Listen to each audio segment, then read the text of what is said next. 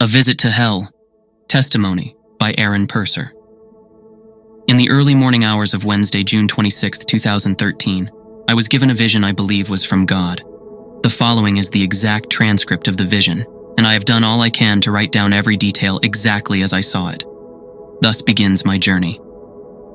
I found myself in a green field with 4 others around me. There was a clearing in the field, and the trees were all around off in the distance. As we circled around, the ground opened up in front of us in a black circle. I could not see the bottom of the hole and was frightened by this. I recognized one of the 4 people as Jesus, but I could not make out any of the other faces. Jesus said, "I am going to send you into the hole," and I pleaded, "Oh no, Lord, I don't want to go down there." Before I could say anything more, I was descending into the hole and was moving very quickly.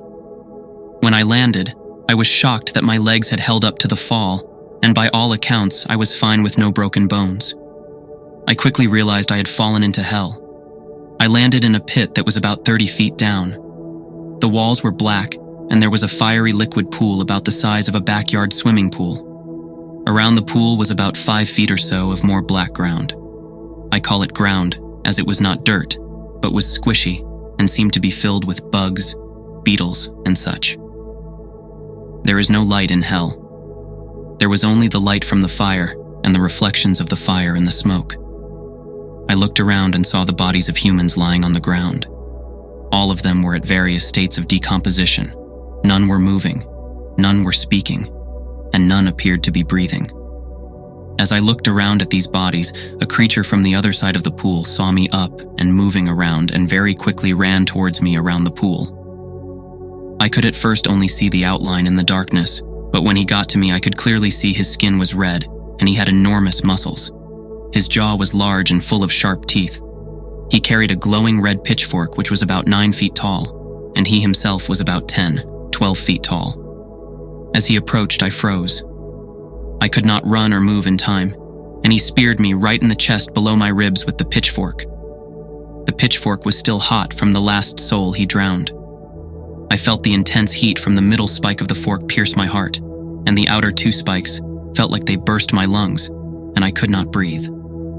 I must not have weighed a thing to him, as he lifted me high into the air easily and slammed me face up into the fire pool so my back hit first.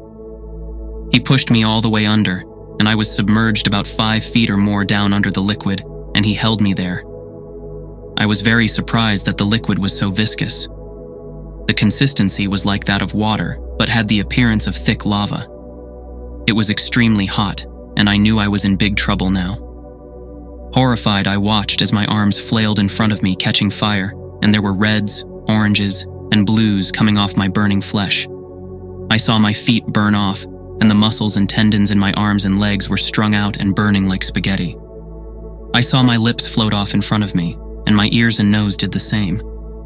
I was at a point where my eyes were going into blackness too, when I was flung out of the pool by the creature and tossed to the side where the other bodies were.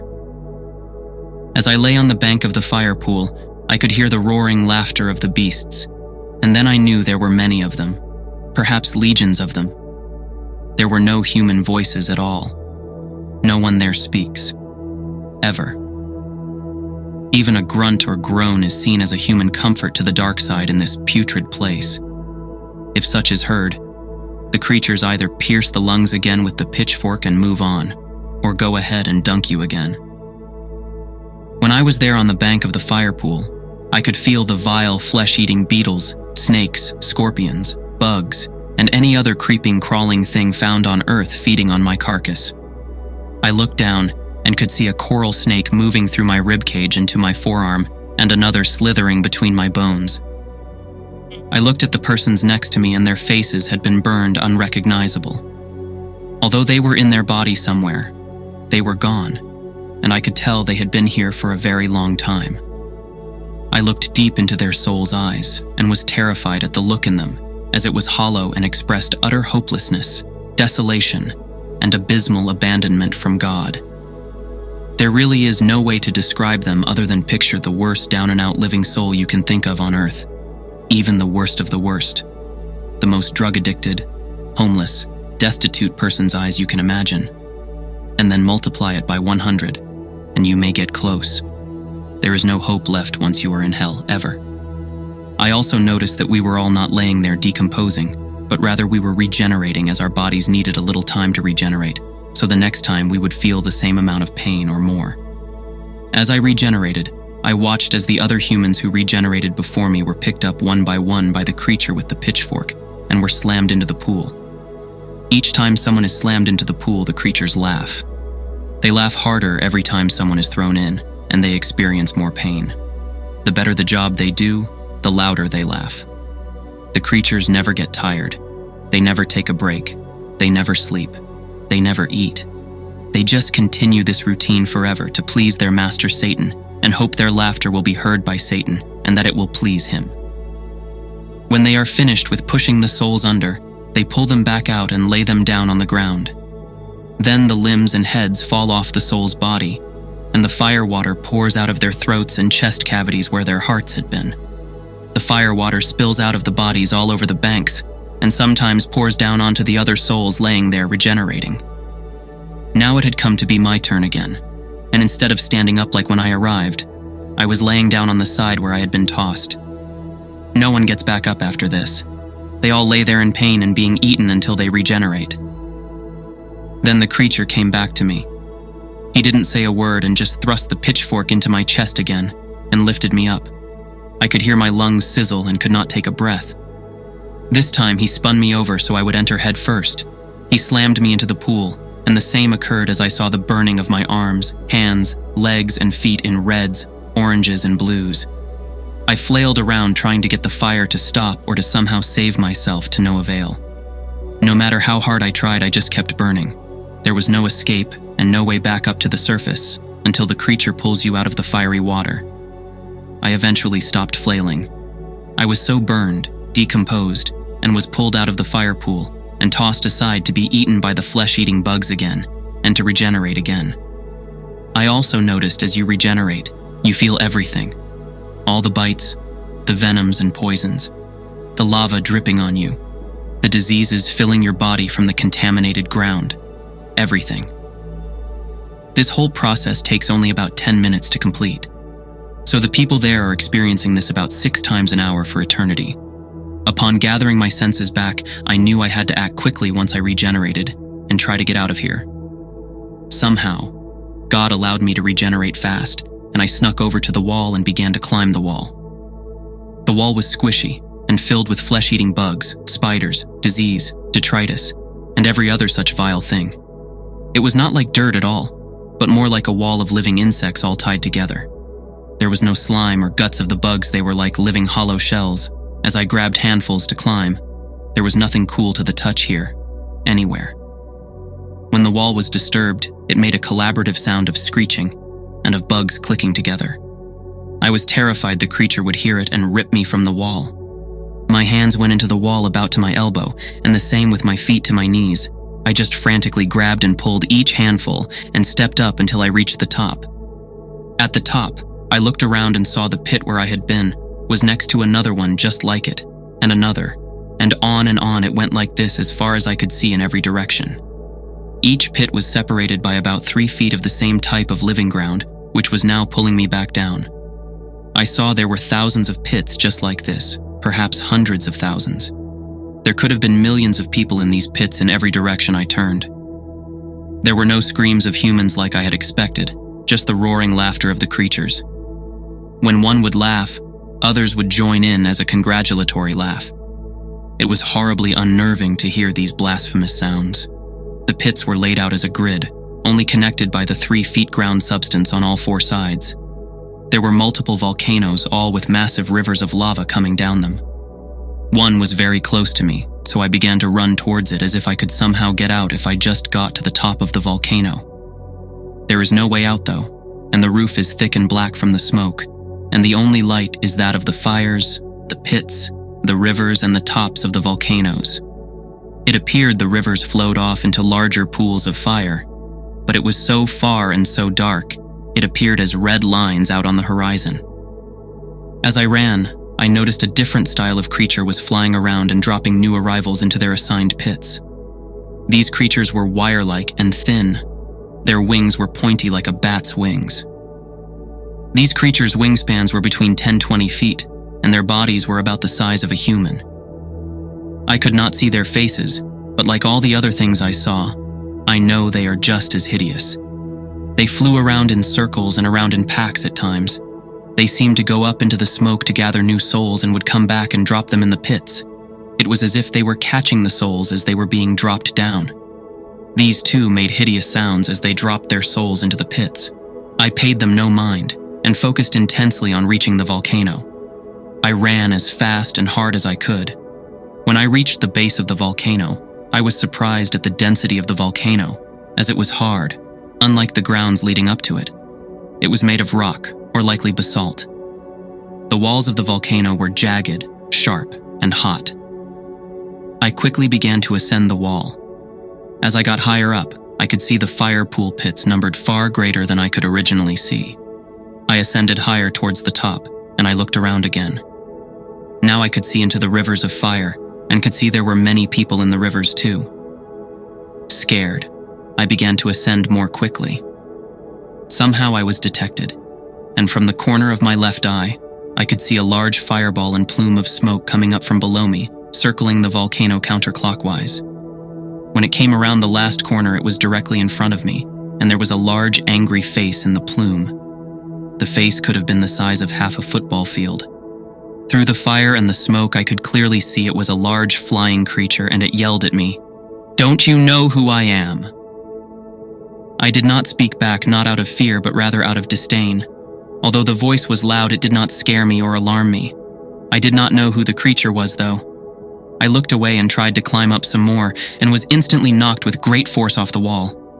I fell backward and down until I hit the river of fire and was instantly burning alive.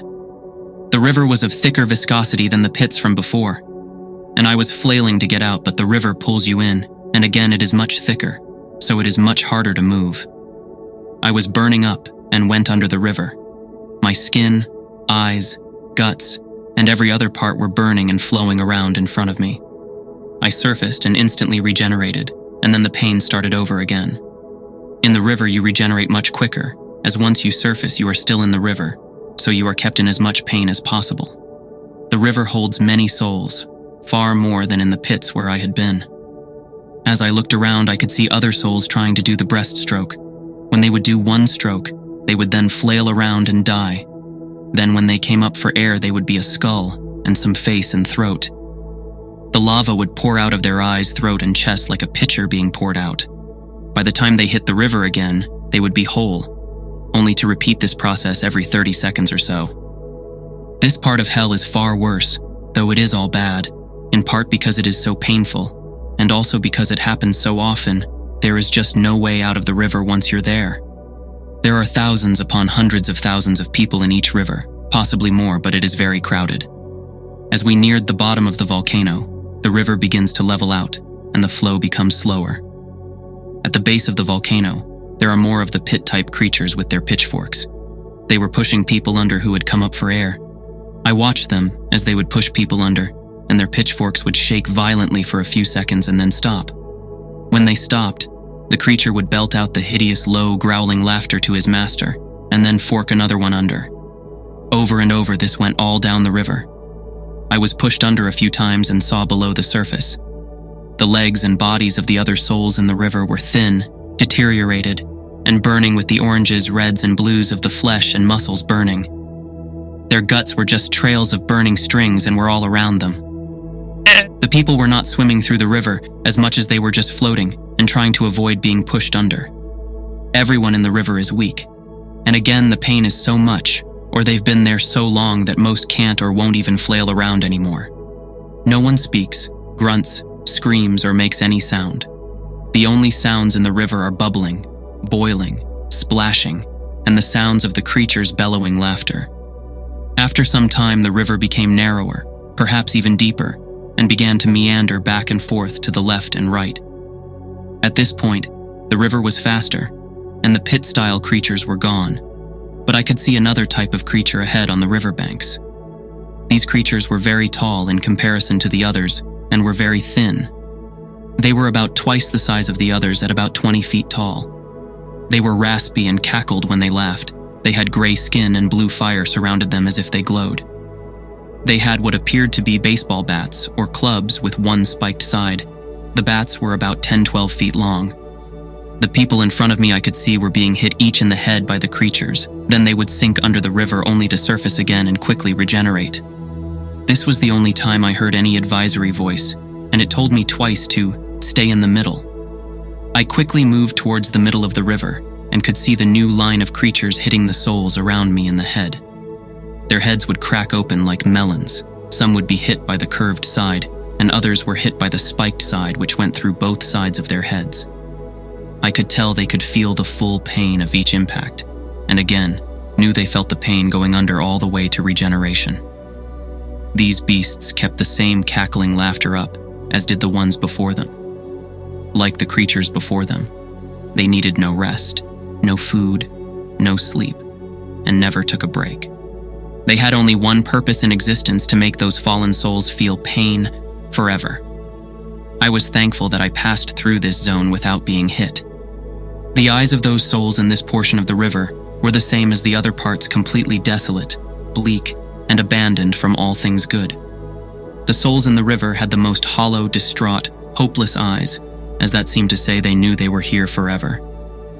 We had finally left the tall creature section, and the river became wider, and there were many more souls in this portion. Many were trying to do the breaststroke again, and would come up and fling the lava around with their heads as they came up to regenerate. For some, the lava poured out of their eyes, noses, and mouths, and others would try to rise up, and it would come out of their midsection, leaving a glowing red, empty carcass. These would just fall back in to regenerate. The river went on like this for a while, and was thick and slow. We came to a bend in the river, and I saw what looked to be an opening to my left. I made my way to the opening, which was a collection of rocks in a circle formed like a window. Outside the window, I could see we were high up in a cave on a mountain looking out, and I saw blue skies and green trees below. I reached out to touch the window, and when I did, the window disappeared. It was back to the blackened wall, only illuminated by the river's glow. I was then pulled from the river and found myself back at the start of the river at the base of the volcano. I was so deeply saddened by this. It was as if part of my own soul had been left behind. I was scared now that I may not be able to get out. I went the entire course of the river again and felt all the pain over and over again as I tried to swim or exit. I went through the 10-foot tall red creatures and was pushed under many times. I went through the 20-foot tall burning blue type creatures and stayed in the middle and was not hit.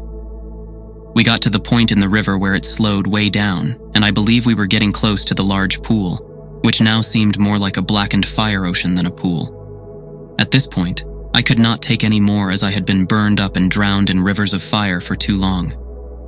I had been yelled at by a demon and watched people falling from the sky into fire pits while flying creatures snatched them up in midair. I had seen the creature torturing souls in the river and others cracking heads open. I pleaded to God, "God, please get me out of here. I don't want to be here anymore. Please, God, get me out of here." In an instant, I was out of the darkness and out of the fire river, and there was dimmed sunlight. My eyes needed to adjust, but I was on solid ground, and I tried to look around and saw Jesus was with me. Jesus was holding my right elbow and was helping to hold me up. With my left hand, I covered my eyes to shield them from the wind and light. I could feel hot wind all around me, and there was black smoke all around. There were no birds, no cars, no horns, no sirens, no telephone poles, no street signs, and no sound at all but the wind. I looked and saw there were no buildings anywhere, and nothing was over 3 feet high. Not a single stone was atop another. There were no trees, not even burned down ones. There was nothing but blackened earth, wind, and black smoke. I asked Jesus, "Was the face I saw in hell Satan?" And he said, "No, Satan is on the earth." I looked some more around and was astonished there was so much nothingness, and every single thing had been completely pulverized to dust and ash. I mean, even the World Trade Center left a debris pile after September 11th, 2001, but here there was nothing over 3 feet high, and any object was very small and unrecognizable. I asked Jesus, "Where are we?" He said, "This is New York City. I began to tremble and was more afraid than before. I said to Jesus, "Oh Lord, I don't want to be here. Please take me out of here." In an instant we had moved and Jesus said to me, "How about here?" I looked around and the scenery was exactly the same. No buildings, no cars, no birds, no dogs barking, no background noise of any kind, only wind, except the smoke was a dirty brown color. I asked him, "Where are we now?" He said, "This is Los Angeles." I said, "Oh no, Lord, not here too. I don't want to be here." Now we were moving much quicker, and we were in another desolate, destroyed, and silent city with a cloud of light gray smoke. The Lord asked me, "How about here?" I asked him, "Where is this?" Jesus said, "This is Atlanta." I told him, "Oh no, Lord, I don't want to be here." We had moved again in an instant. The same thing destroyed everything. Not a sound, nothing over 3 feet tall, and the only things that were even 3 feet tall were because items had piled on top of one another. This place had a darker gray smoke everywhere in the wind. Jesus said to me again, "How about here?" I asked, "Where are we?" Jesus replied, "This is Chicago." I told him, "Oh no, Lord, I don't want to be here." We moved a final time and again everything was gone and the quiet was overpowering the wind. Only this time the smoke and wind were a dark bluish gray and it was wet. Jesus said, "How about here?" I asked him, "Where are we?" Jesus said, "This is Florida." I then asked him, "Why is all of the smoke different?" He said, "It is like the sand you bring back from the beach." I then asked him, "Why are you showing this to me?" He replied, "It is because you have been chosen to tell the world, the end is nigh." I did not understand this and asked him, "You mean you're coming back at night?" He said, "No, that the end is nigh." I asked one final question. Why is all of this happening? This time a voice of 1,000 thunders came from the sky and all around me into my ears, spine, and soul and said, "We have decided it so." And I was scared. My shoulders went up and touched my ears like a child in a thunderstorm. The sound of this voice was so loud, and it brought fear into every inch of my being. It could only have been the voice of God. This was the only time I was terrified by any of the voices. This voice was so much louder and powerful than that of the smoke plume demon in hell, which was loud. God's voice brought every ounce of fear out of me, and I did not respond after I heard this. It was so resolute that I did not dare talk back to it, nor ask another question. At this point, when the echo of the voice had ended, we moved again very quickly, and were back in the field where it all began. Again I was with the four, and the hole to hell had closed. I looked up, and the four turned and began to walk towards the tree line, and I was all alone again in the field. I then awoke from the vision and saw it was around 3:27 in the morning. Conclusion. I was blown away by what I had just seen and knew I had to follow the instructions given to me and write this all down. I know many who read this will not believe even a portion of it, but I also know God works through people far more than many realize, and though you may not believe, I hope God will open your eyes, or someone you know through this.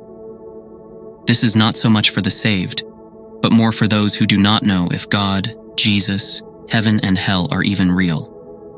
I believe they are, and though many will be blind to the Lord, some will believe or pass it on.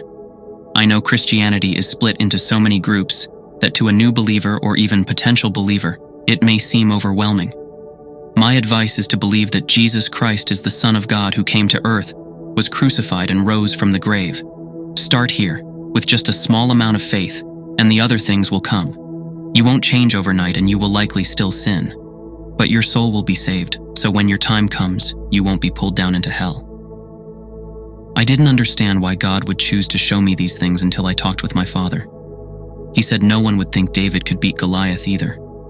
God knows what your heart's true intention is, and He wants to be a part of every person's life. Please also understand, He does not want anyone to go to hell, but has given us the choice to decide on our own. After being down there, I could see how awful and separated from God it is. The pain and grief are far too great for one to write down, and I too don't want anyone to go there. If anyone truly knew how bad hell really is, they wouldn't want anything to do with the place. To me, it's an easy reminder that no matter how bad it gets here on earth, it could be much worse. I further believe God withheld much of the pain and the smells of this rancid place from me. And if I had experienced it all, I would have died right there where I laid. Many of you will only ask about the second part of the vision showing future events. I cannot really say much more than what I saw. I don't know what happened to the 4 cities and the 1 entire state. I can only speculate it was something with lots of power and heat. I wasn't given any time frame for the events to occur. I would like to think they won't happen in my lifetime, or my kid's lifetime, but it seemed very close in the vision.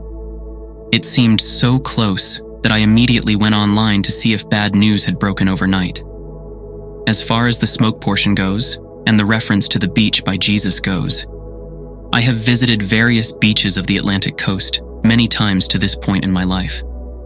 I always take a small sand sample with me to bring home and compare it to the other sand samples from other beaches I've collected over the years. I believe the differences in the smoke represented the differences in the ground below the cities. I don't know what happened to the cities, other than they were gone, absolutely decimated beyond anything the world has ever seen to this point. In conclusion, I trust God and Jesus are real. When my time does come, I don't want anyone to be sad. I have seen hell on earth, and I now lack only the sight of heaven and only wish to see it when my time here is done. I know many who read this will think it is not real, but some will and will take heed and will begin to prepare their soul. They may either dedicate or rededicate his/her life to the Lord because of it, and then it will all be worth it, as you can fear death no more. I know many people whose bodies are in the cemetery, and I look forward to seeing them in heaven. I hope to see you all as well on the other side. In heaven, I know without a doubt I will be there. Good luck to you all in your walk through life. There are many snares set to trap you, so be vigilant and rest your hopes and fears on the Lord. Your burden will be so much lighter, and you will be more content with the decisions you have made up to this point. Thank you for taking the time to read my story. I welcome any and all feedback, as well as stories or testimonies of your own. Aaron Purser.